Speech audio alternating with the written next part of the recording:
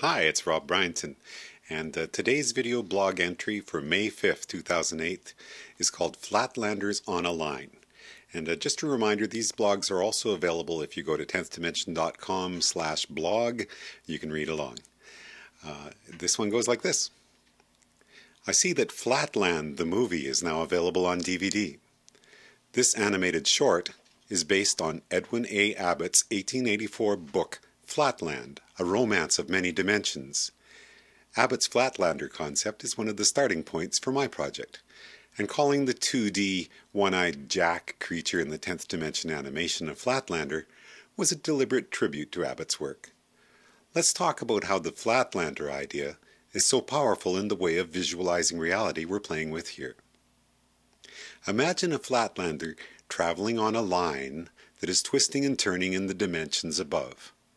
A Mobius strip provides us with an easy way to visualize that, but no matter what higher dimensional shape the line is traveling through, that higher dimensional motion will be invisible to the Flatlander, who will only continue to feel like he is traveling on a line within his 2D plane. Traditionally, the Flatlander imagery is used to help people imagine in the fourth spatial dimension. Here's what 3D would look like for a 2D creature. Does this help you to imagine what 4D could be like for we 3D creatures? Realizing that our reality comes from the fifth dimension, though, shows how the Flatlander analogy is even more apt. Our reality comes from a fifth-dimensional probability space, but as powerful as our set of choices from moment to moment might be, there are still parts of our reality that are no longer available to us because of what has come before and what we are headed towards.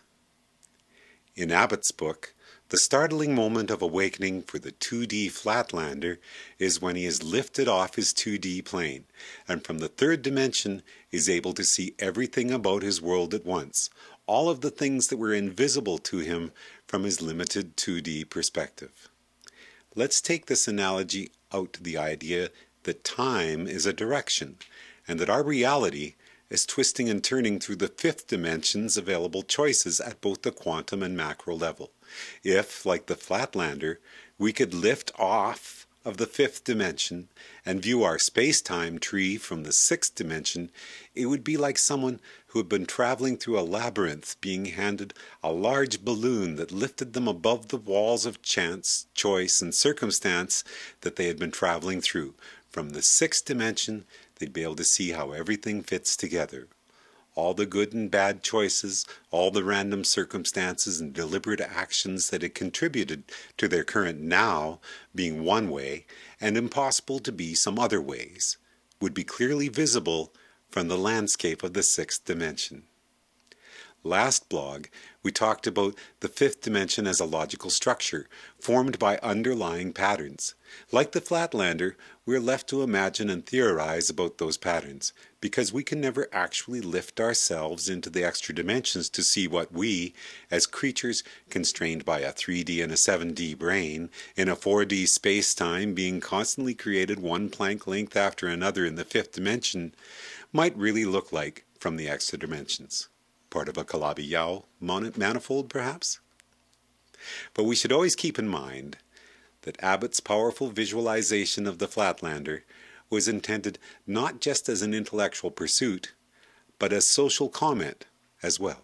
So, by realizing what decisions have been made and what backroom deals have been struck to make some realities inaccessible from our current position in the fifth dimension, we can all become more politically aware and conscious of what good choices remain available.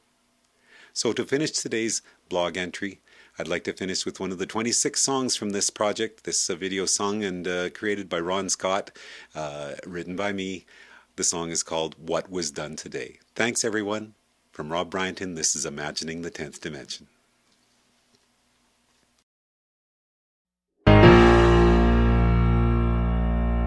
All the tiny little hurts, all the sad little tears, all the wounds that turn to scars that never went away, all the evil in the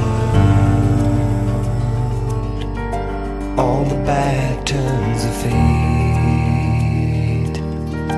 All the ignorance and sloth that never let things change. They steal something precious, they open up a hole in the lines of possibility to keep us from our goals. They steal something precious, I see it drain away tomorrows that can never be because of what was done today. Now if all things are possible, it still must be clear, because of chance or circumstance,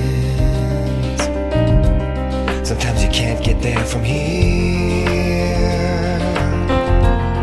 And it's nice to have your wishes, and it's great to have your dreams, but for a starving child in Africa, they hardly mean a thing. How can they mean a thing? We've all got something precious, a wondrous tiny spark that drives us to continue and to fight against the dark. But they're stealing something precious, I see it drain away tomorrows that can never be because of what was done today.